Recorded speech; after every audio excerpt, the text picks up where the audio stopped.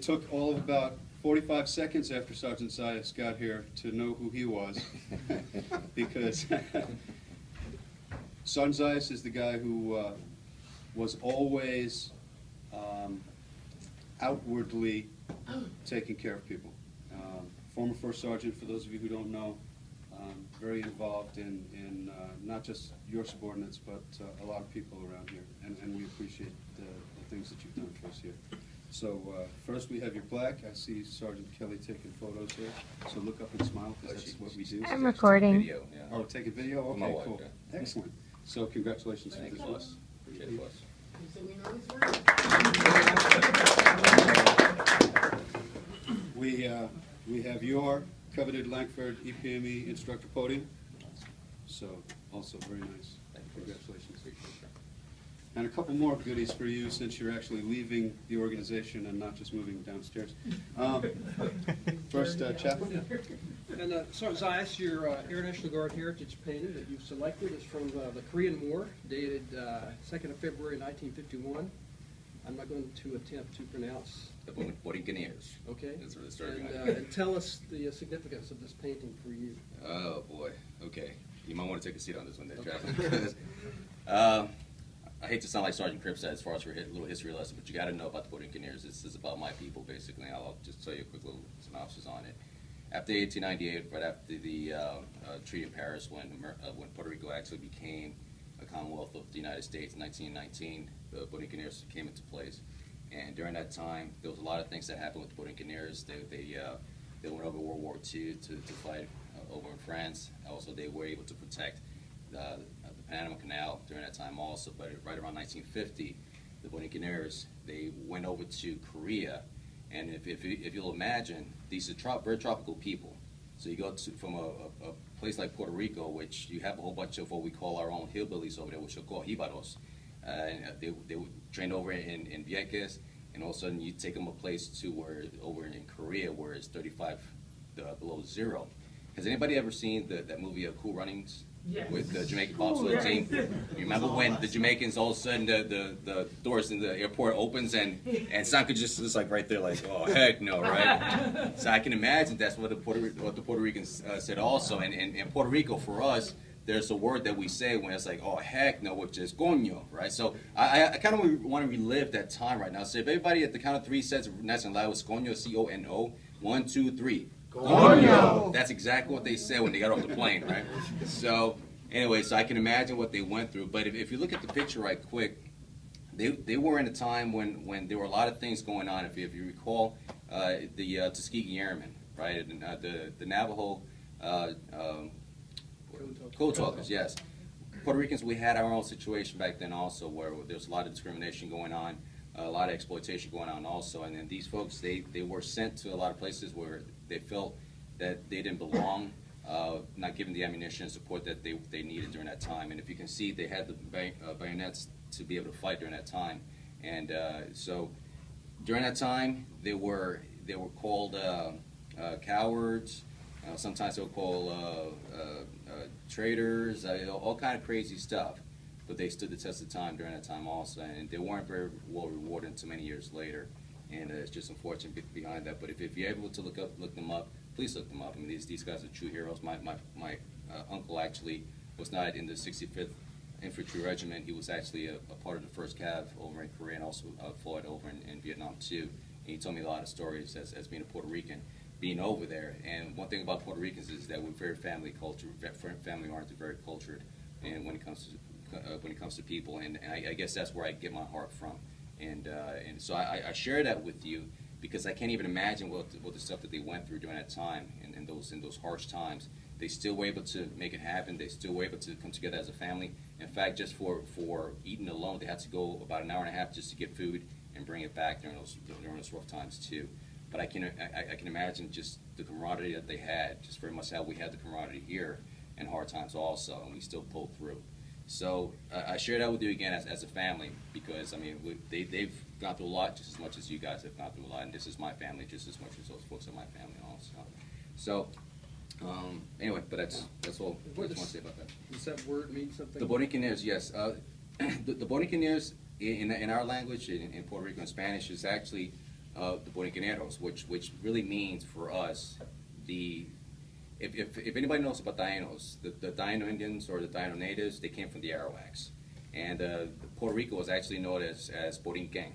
And later on, of course, it was known as Puerto Rico. So they were known as the Native Islanders, I guess, as the Borinqueneers, and that's what that means. Okay, Native Islanders. The Native Islanders, the Borinqueneers. All right. Yes, sir. Thank you. Thanks. And one more for you. Unfortunately, the folks from MSD could not be up here at this time, but they asked that we make sure you got their traditional going away gift. Picture of the campus with a little something special for you. That's awesome. And Appreciate it. Thank you, sir. Appreciate it. All right. And now, the floor is really yours. Oh man, thank you guys. Appreciate it. You know, I remember when I got here back.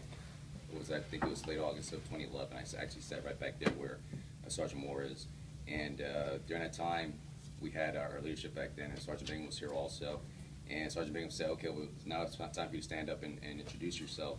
And I said, "Well, I guess NGB decided they didn't want to send a Puerto Rican over here, right?" So, and I didn't even notice that Sergeant Gosa Gonzalez was here and San Sanchez were here, and San Sanchez is colorful. She just stood up and said, "Oh, what?" You know, so obviously we had two other people that were Puerto Ricans here, and obviously I felt even more at home, right? Besides my people here. But during that time, I said, you know what? I left being a first sergeant to come over here, and I didn't know exactly how I was going to be able to adjust with it, because being a first sergeant, my job number one is people, being able to help people.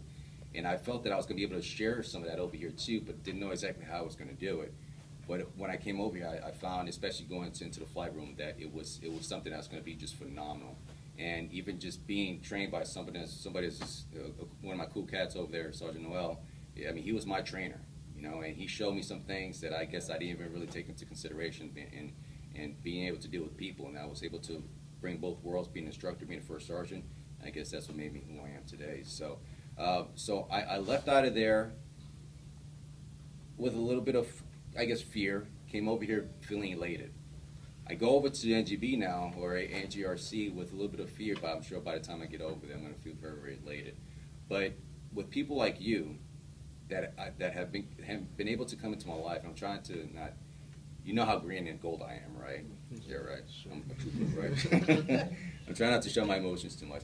But people like you have really made it worthwhile for me. Really, you really have.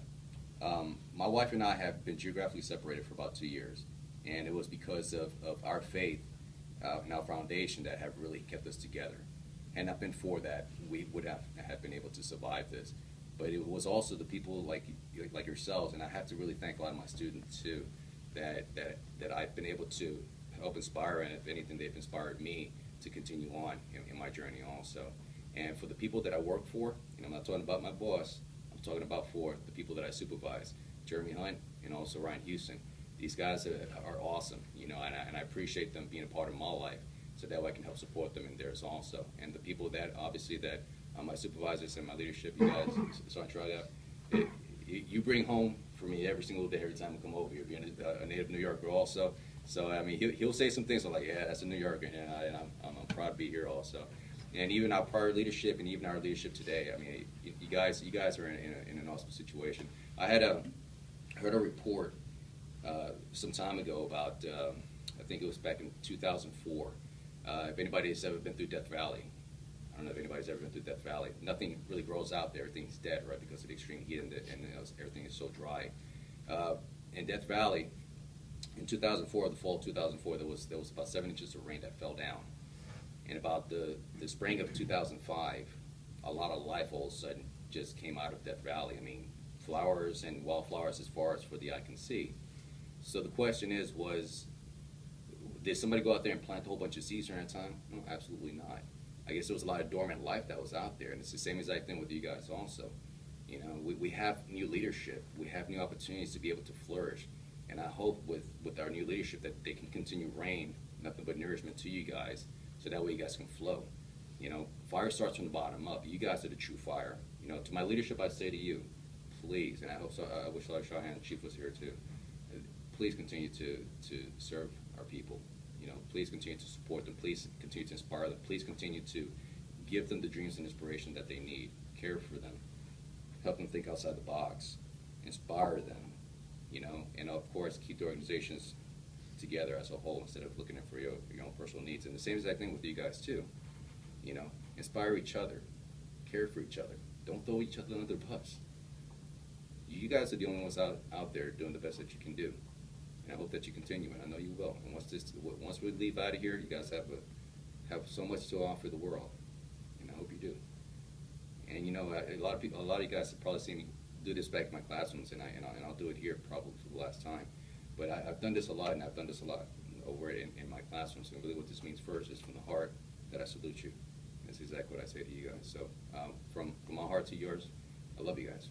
You guys are family to me. I hope you guys continue to be the people that you are. Thank you.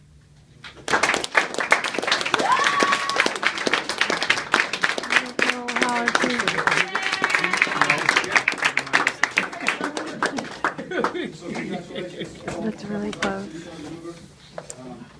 concludes the formal portion of our